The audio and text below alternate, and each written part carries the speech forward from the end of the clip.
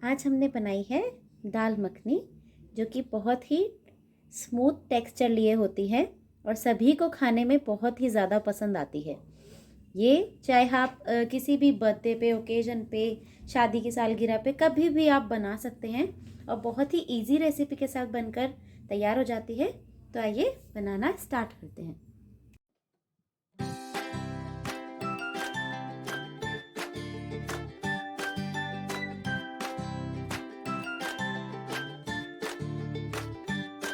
Hello everyone, मेरे channel cook with Divyanshi Vajpayee में आप सभी का स्वागत है। आज हम बनाने जा रहे हैं दाल मखनी। दाल मखनी खाने में सभी को बहुत ज़्यादा टेस्टी लगती है, जबकि उसमें सिर्फ राजमा और उड़द ही यूज़ होती है। राजमा उड़द लोग घर में बनाते हैं, लेकिन दाल मखनी में और उड़द राजमा में बहुत फ़र्क होता है। दाल मखनी का टेक्स्चर जो होता है बहुत ही स्मूथ होता है। तो आइए देखते हैं उसे बनाने में हमें किस किस सामान की ज़रूरत लगेगी। तो हमने 2 हाथ उड़द, साबुत उड़द जो होती है दाल, वो और 1 हाथ राजमा लेकर रात भर भिगोकर रख दिया था। उसके बाद हमने उसमें थोड़ा पानी डालकर आधा चम्मच नमक डालकर बॉईल कर लिया है। हमने दोनों चीज़ों को, राजमा को, उड़द को हमने अच्छे से बॉईल कर लिया है। ये देखिए, अभी ये इतना बॉईल है कि ये मैश हो रहा है आराम से। तो उसके बाद हमने 2 बड़े साइज़ के टमाटर को मिक्सी में पीस लिया है और 2 प्याज को 3-4 हरी मिर्च के साथ पीस कर ले लिया है। खड़े मसालों में हमने 1 तेज़पत्ता, बड़ी इलायची, दालचीनी और 2 लौंग लिए हैं और 1.5 इंच अदरक और 5 कलियां हमने लहसुन की ले ली हैं। तो आइए स्टार्ट करते हैं। सबसे पहले हमने एक कढ़ाई ले ली है। आप कुकर में भी बना सकते हैं। मैंने एक कढ़ाई ले ली है। इसमें अब मैं लगभग 2 टेबलस्पून ऑयल ऐड करूँगी और थोड़ा सा बटर मैं ऐड कर रही हूँ। बटर जो होती है वो स्पेशलिटी होती है दाल मखनी की, तो आप बटर को स्किप बिल्कुल मत कीजिएगा।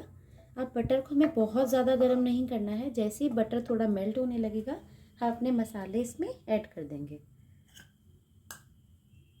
एक चीज़ का और ध्यान रखिएगा, जब भी आप बटर ऐड करें तो आपका जो फ्लेम है वो लो फ्लेम हो। बटर हमको जलाना नहीं है। अगर आप हाई फ्लेम पे बटर को डाल देंगे तो बटर जल जाएगा और जो फ्रेग्रेंस सब्ज़ी में आता है, दाल में आता है इसका, बटर का, वो नहीं आएगा। तो हम लो फ्लेम पर बटर को ऐड करेंगे और इसके मेल्ट होते ही अपने मसाले ऐड कर देंगे इसमें। बस अब हम अपने खड़े मसाले ऐड कर देंगे इसमें। 1 छोटी चम्मच मैं हींग पाउडर ऐड कर रही हूँ, क्योंकि उड़द राजमा क्या होता है, गैस बनाता है। जो दाल मखनी होती है वो गैस बनाती है, इसलिए हम थोड़ा सा हींग ऐड कर रहे हैं। बस इसी टाइम पर मैं अब 1 चम्मच ज़ीरा ऐड कर रही हूँ इसमें और ज़ीरे को चटकने तक मैं फ्राई करूँगी। ज़ीरा हमारा ब्राउन होने लगा है। बस अब हम इसमें जो हमने प्याज मिक्सी में पीस कर रखे थे, ग्राइंड करके रखे थे, वो ऐड कर देंगे। प्याज को हम हल्का गोल्डन ब्राउन कलर होने तक फ्राई करेंगे। उसके बाद हम इसमें अपना अदरक लहसुन का पेस्ट, या आप कद्दूकस कर सकते हैं उसको, वो हम ऐड कर देंगे। जब भी आप फ्राई करें प्याज को तो आप मीडियम फ्लेम पर ही करें, क्योंकि अगर आप मीडियम फ्लेम पर सब्जियों को फ्राई करते हैं तो उससे जो टेस्ट बहुत अच्छा आता है, आपकी सब्ज़ी, दाल में, किसी भी चीज़ में टेस्ट बहुत अच्छा आता है। हाई फ्लेम पे कई बार क्या होता है, सब्ज़ी जो है कलर डार्क जल्दी हो जाती है, लेकिन फ्लेवर अपना वो इतना नहीं दे पाती है। तो इसलिए हम इसे मीडियम फ्लेम पर ही फ्राई करेंगे। प्याज हमारा हल्का गोल्डन ब्राउन कलर का हो चुका है, तो मैंने भी अदरक और लहसुन को कद्दूकस कर लिया है। आप चाहे तो पेस्ट यूज़ कर सकते हैं या कद्दूकस कर सकते हैं, या बारीक बारीक आप काट भी सकते हैं। बस अब मैं इसको 2 मिनट के लिए साथ में और फ्राई करूँगी। प्याज अच्छे से फ्राई हुआ है या नहीं हुआ है, इसकी पहचान ये है कि जब आपका प्याज सारा इकट्ठा होने लगे, जैसे ये प्याज इकट्ठा हो चुका है और ऑयल सेपरेट दिख रहा है इसमें, तो आप समझ जाइए कि प्याज आपका अच्छे से फ्राई हो चुका है। तो हमने प्याज, लहसुन और अदरक को अच्छे से फ्राई कर लिया है। बस अब हम अपना टमाटर का पेस्ट ऐड कर देंगे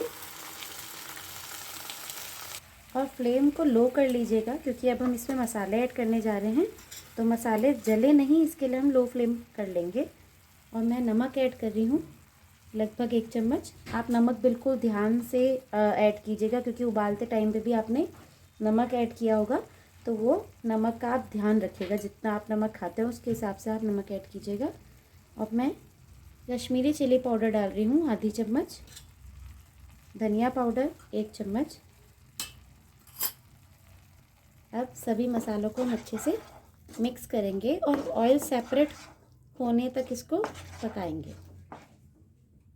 जितनी देर में हमारा मसाला फ्राई हो रहा है, उतनी देर में हम क्या करेंगे, स्मूथ टेक्सचर देने के लिए जो हमने दाल उबाली थी उसको हम थोड़ा थोड़ा सा मैश कर लेंगे। आपने जब भी कभी रेस्टोरेंट में खाया होगा दाल मखनी, तो आपने देखा होगा कि दाल मखनी खड़ी खड़ी नहीं आती है, लेकिन जब आप उड़द राजमा घर में बनाते हैं तो वो खड़े खड़े ही रहते हैं।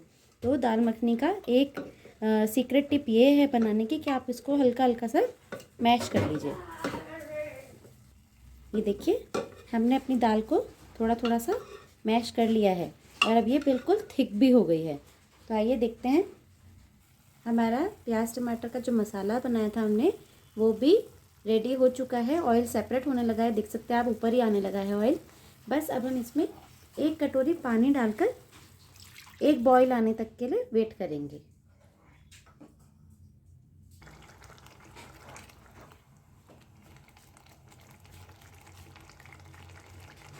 देखिए, एक बॉईल आ चुका है इसमें। अब हम अपनी जो अपने दाल को मैश भी कर लिया है, वो दाल हम ऐड कर देंगे इसमें।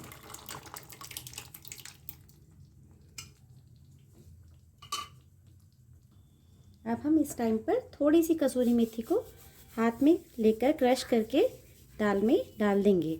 इससे दाल मखनी का फ्लेवर बहुत ज़्यादा इन्हेंस हो जाता है, बहुत खुशबू आती है इसमें और बहुत ही टेस्टी लगती है खाने में दाल मखनी।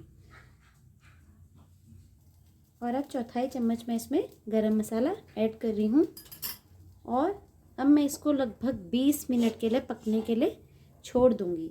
आप चाहे तो कुकर में ही बना सकते हैं। अगर बाई चांस आपकी दाल मखनी बनाते टाइम जो आपने दाल उबाली है उसमें कसर रह जाती है, तो आप कुकर में छौंक लीजिए और लगभग आधे घंटे के लिए सीटी लगा लेंगे, तो आपकी जो दाल है वो परफेक्ट रेडी हो जाएगी।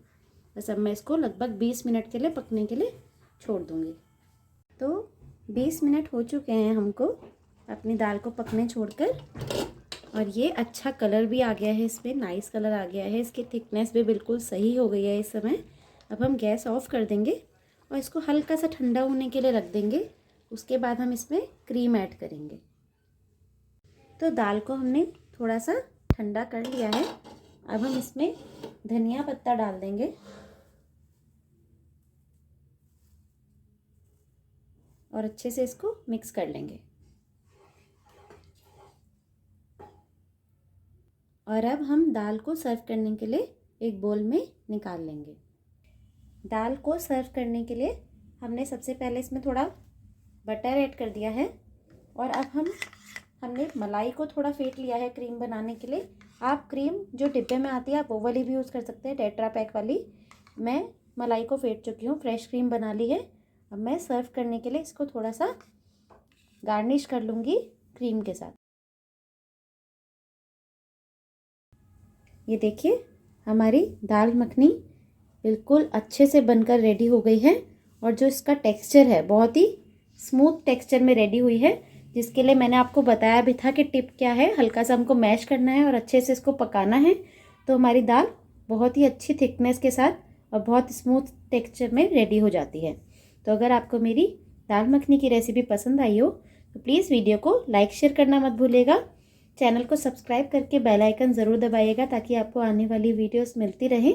मैं आपसे दोबारा जल्दी मिलती हूँ। Bye bye.